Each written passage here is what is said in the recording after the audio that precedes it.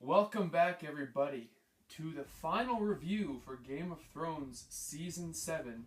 So, in this video, we're going to be going over pretty much everything that happened this season, talking about all the highlights, all the lowlights, all the flaws, and all the good stuff, bad stuff, what I liked, what I didn't like, what I was indifferent towards, pretty much everything. Of course, this is going to be another lengthy review, so be prepared for that.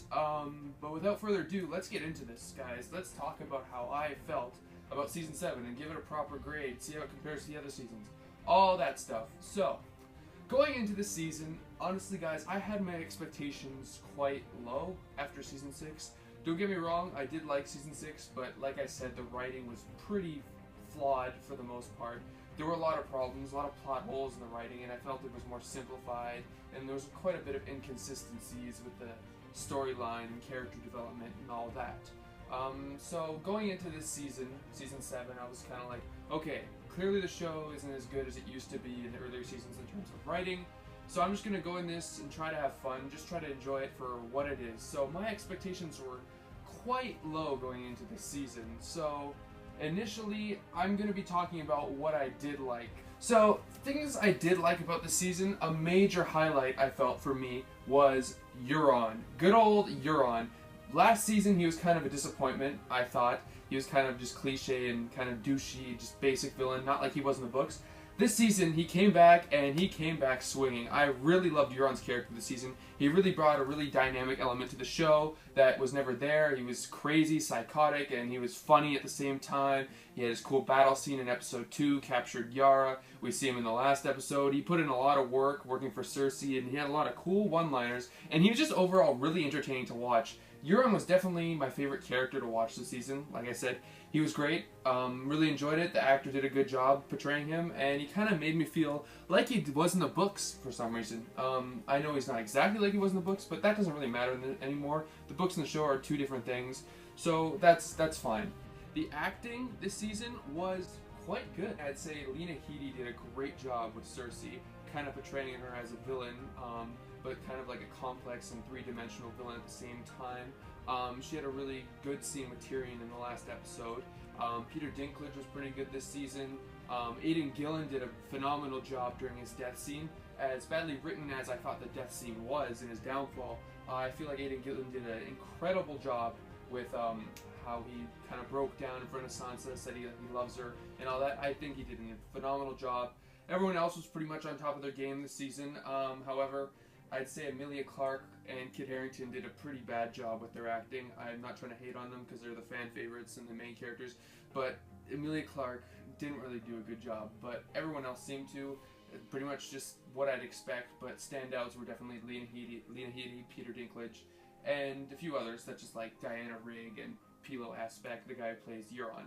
Other things I liked this season were, of course, the directing, but that's something you should expect out of the show by now.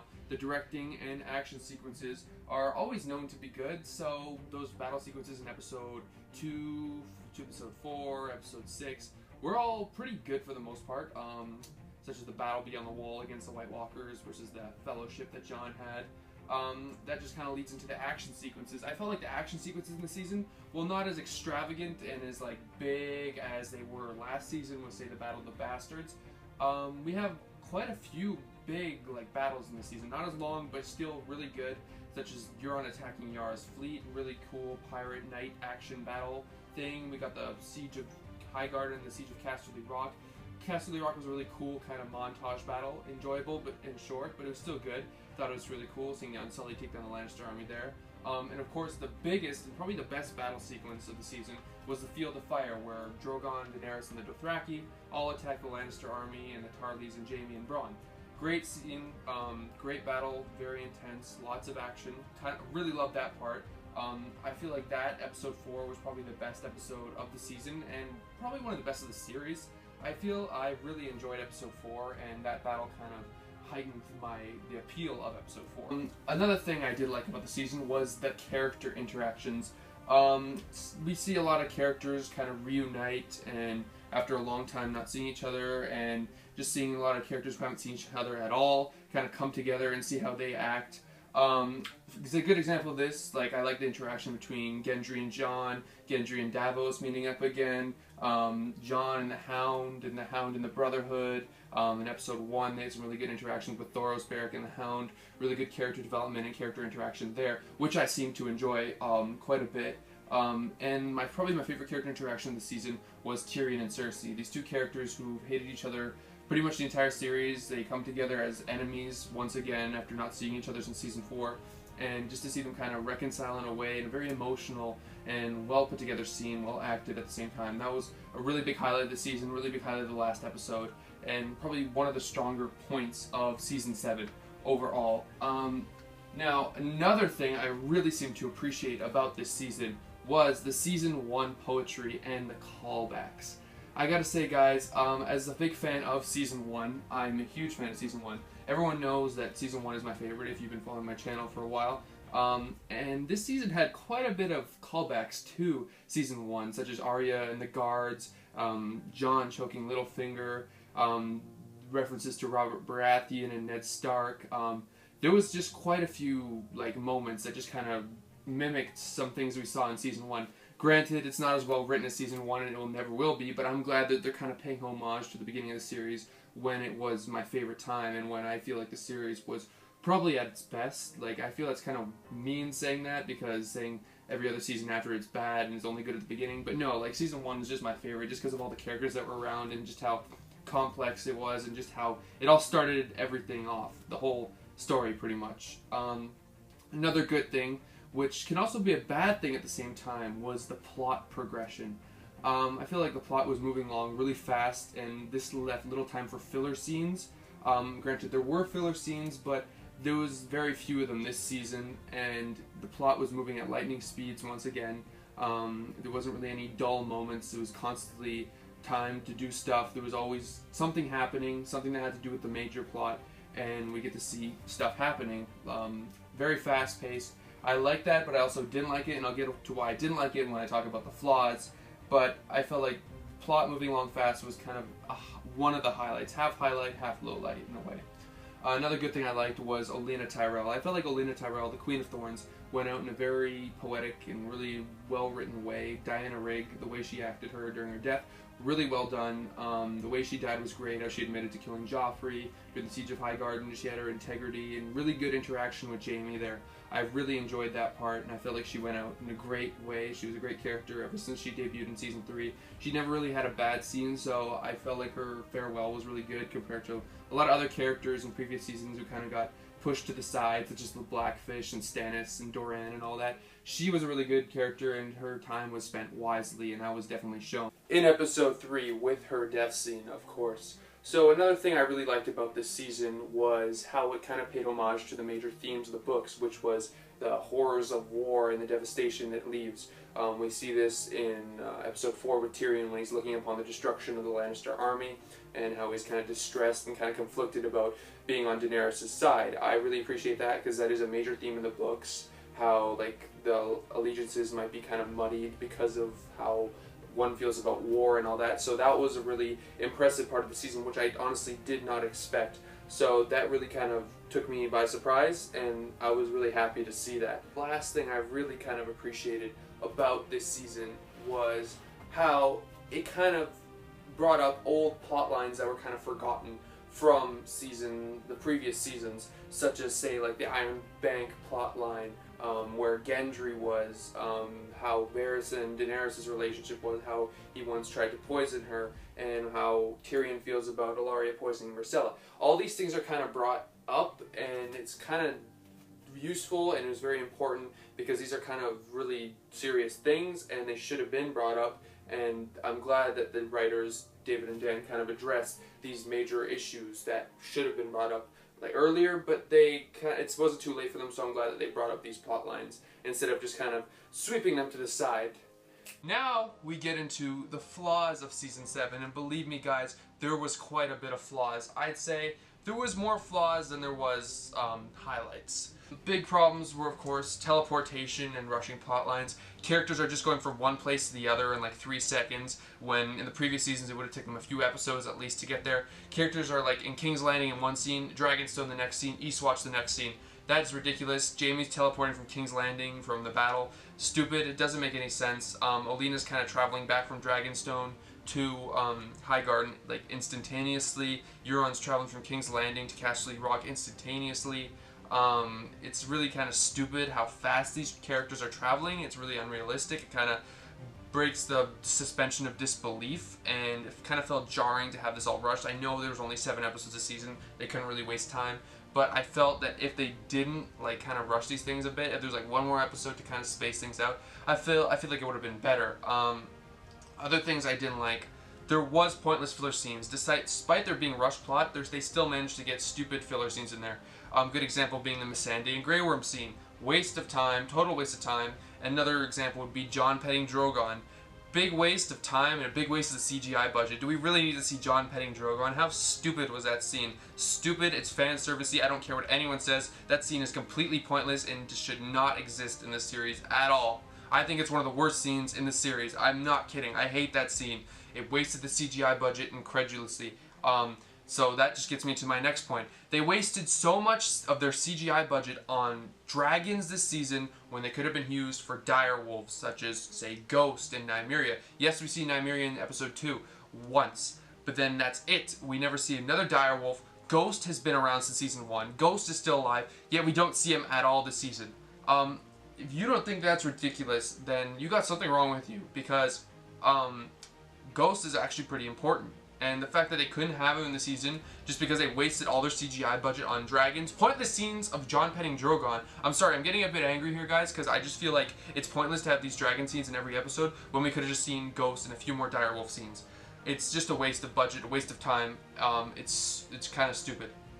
So, another big thing I really hated about the season, episode 6. You guys all saw my rant video on episode 6, how inconsistent it was, all the continuity errors, all the plot holes, terrible writing, awful episode. I'm not even going to get into it. You've already seen my rant.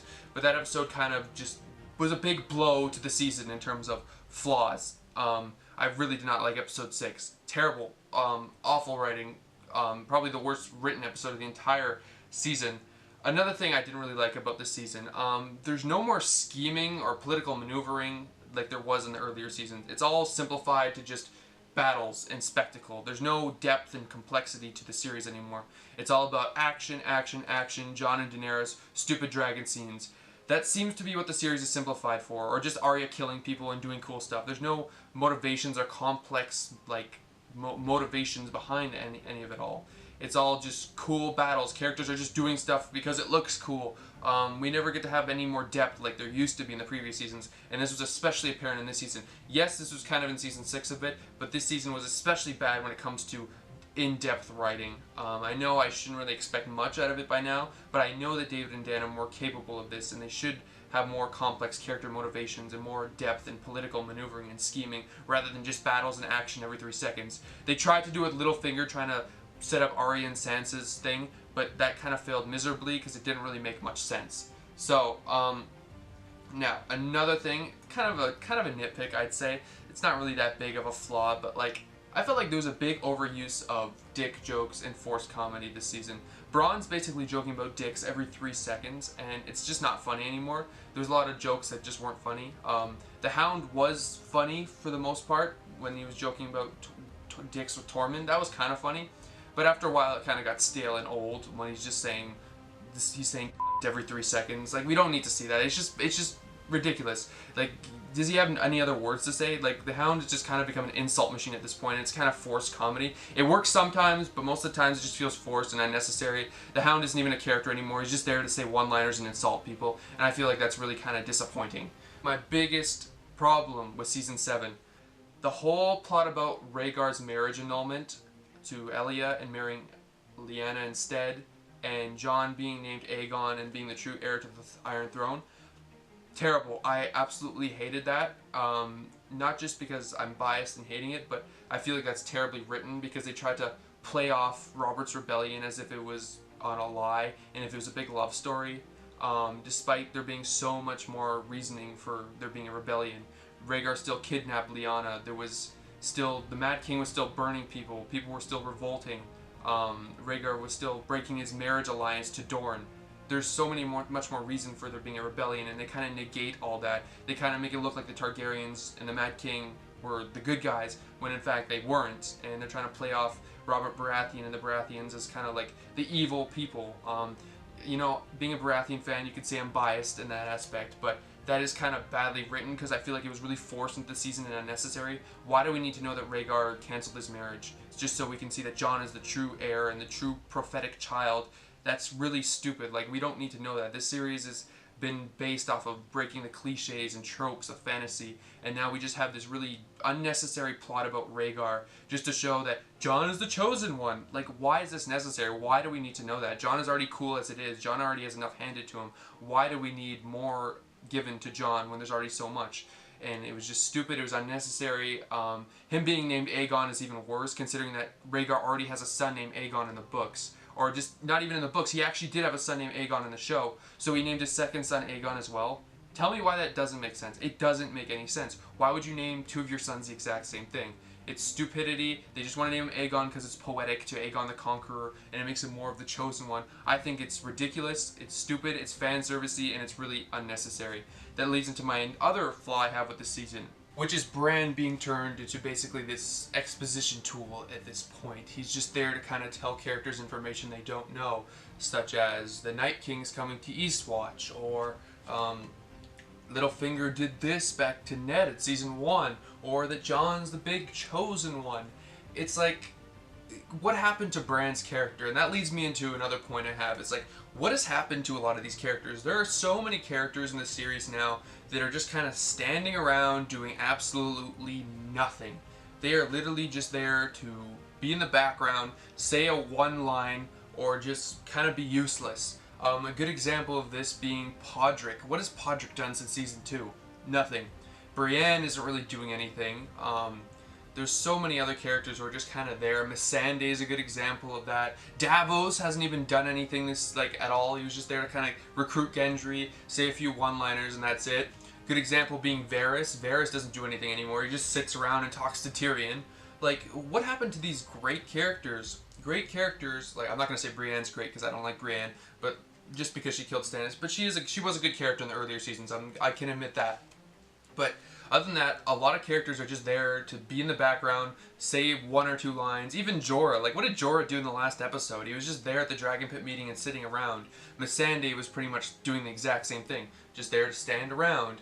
And that was really a big flaw I had with this season. Like, why have these characters there? Just kill them off, or like get rid of them in some other way, because they're really just there for no reason. I hope they all kind of die in season 8. Just so they can get rid of them and not have like these useless background people. Like, it's either you're gonna use them or just kill them off. That's what I say. Gotta get my phone again, cut this part out of the video, please, because it's gonna look stupid as hell. Okay. And speaking of characters who don't really have anything else to do, Arya. What has happened to Arya this season? She's literally just an invincible kind of murder machine. Like, what happened to the compelling Arya we had from seasons 1 to 5?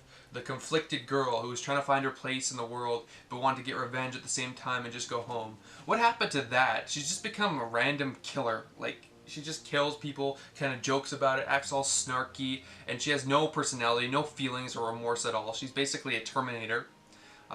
It's stupid. Arya was overpowered how she was able to fight Brienne, defeat Brienne somehow, despite not being trained as in the swordplay. I didn't like Arya's character. She was really annoying. That conflict with her and Sansa was just really badly written.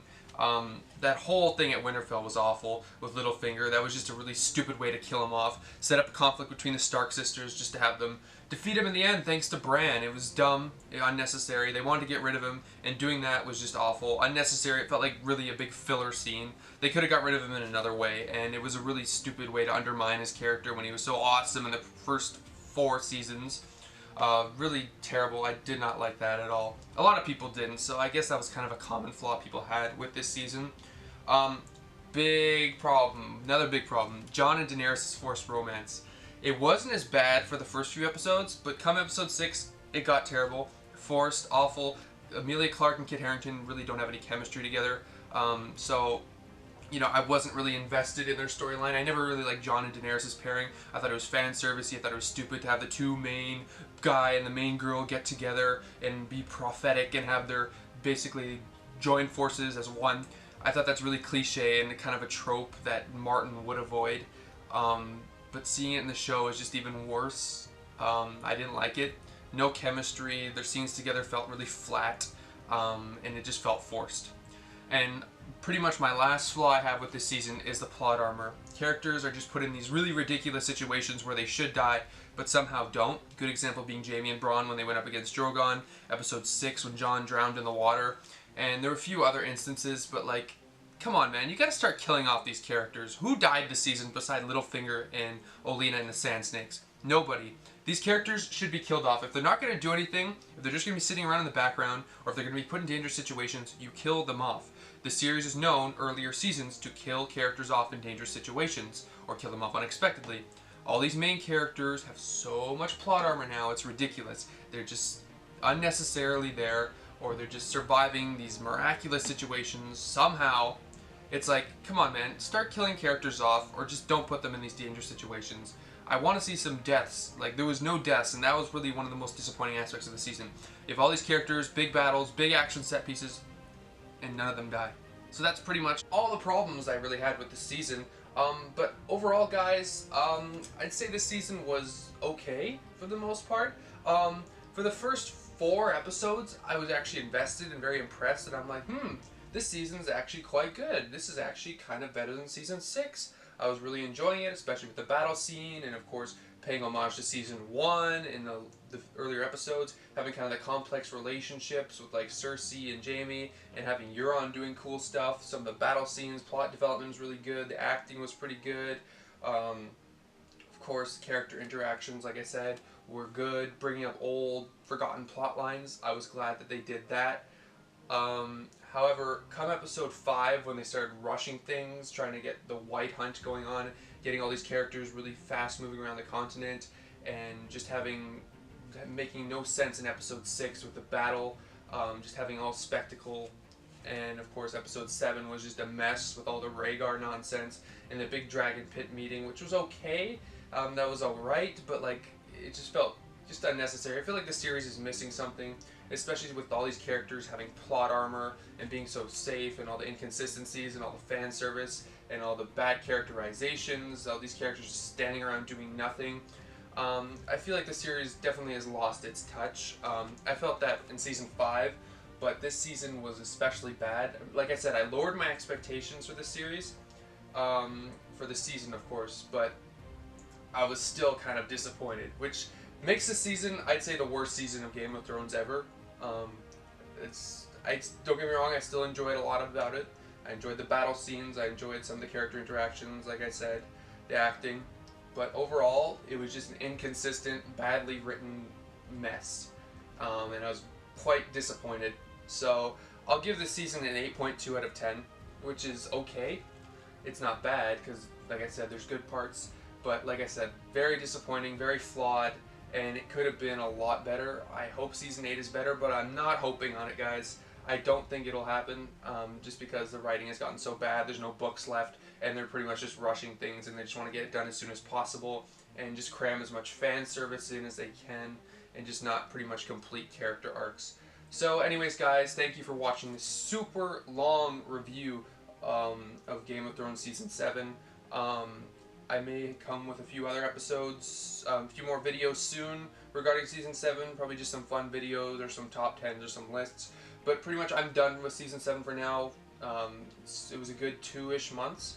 And I hope to see you guys next year or in 2019 for Season 8. I'll definitely get some predictions up for Season 8. In the meantime, I don't even know what's going to happen to the channel. So anyways, guys, thank you for watching as always. Remember to like, comment, and subscribe if you're new. It'll really help out. I'm Rice Duke, and I'll catch you guys later.